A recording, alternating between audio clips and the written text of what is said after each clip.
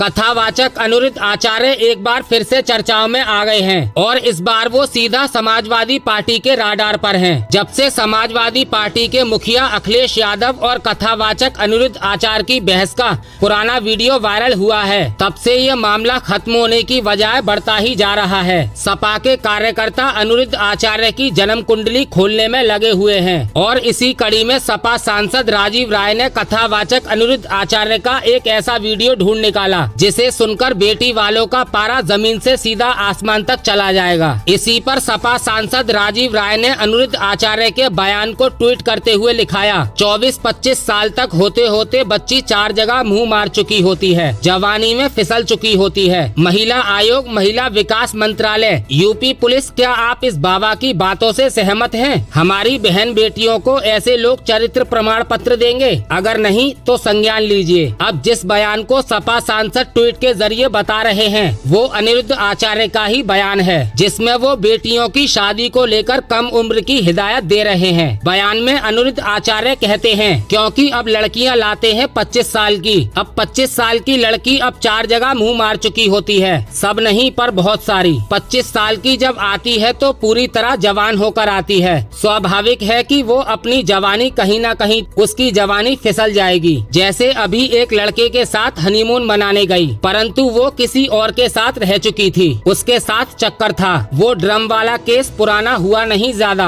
और आप जानकर हैरान हो जाएंगे, ये पूरी बात कथावाचक अपने भक्तों के सामने कह रहे हैं। इस बात पर जोर दे रहे हैं कि लड़कियों की शादी 16 की उम्र से पहले कर देनी चाहिए, यानी 10-12 की उम्र तक। अब आप सोचिए, 10-12 साल की बच्ची किसी भी एंगल से आपको शादी के लायक लगती है? और जो ऐसे बदतमीज पाखंडी बाबाओं को सुनते हैं, उन्हें गुरुजी के मुंह से ये बातें कैसी लगती होंगी? जबकि भारतीय कानून के हिसाब से किसी भी लड़की की उम्र 18 और लड़के की 21 साल होनी चाहिए। संविधान के हिसाब से बाल विवाह करना भारत में कानूनन अपराध है और अब तो नए कानून के तहत लड़कियों की उम्र शादी के लिए 18 से बढ़ाकर 21 साल का प्रस्ताव रखा गया है। हालांकि वो अभी तक पास नहीं हुआ है। इसी को आधार बनाते हुए समाजवादी पार्टी ने अनिरुद्ध आचार्य के खिलाफ मोर्चा खोल दिया है। अभी तक महिला आयोग ने संज्ञान क्यों नहीं लिया?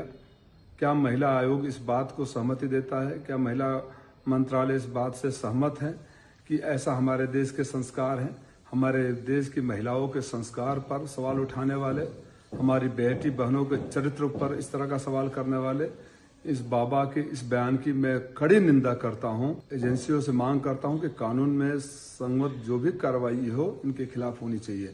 बाबा होने का मतलब ये नहीं कि आप कुछ भी बोलते जाएं, आप मंच पर बैठ जाएं, अपने को डेकोरेट कर लें, सामने भीड़ इकट्ठा कर लें और आप बोलते जाएं, लोग ताली बजाएं। अगर आप बाबा है प्रमाण पत्र मत मानिए। हम लोग के घर की बेटी बहने 25 साल तक होते होते 4 जगह मुंह नहीं मार लेती है।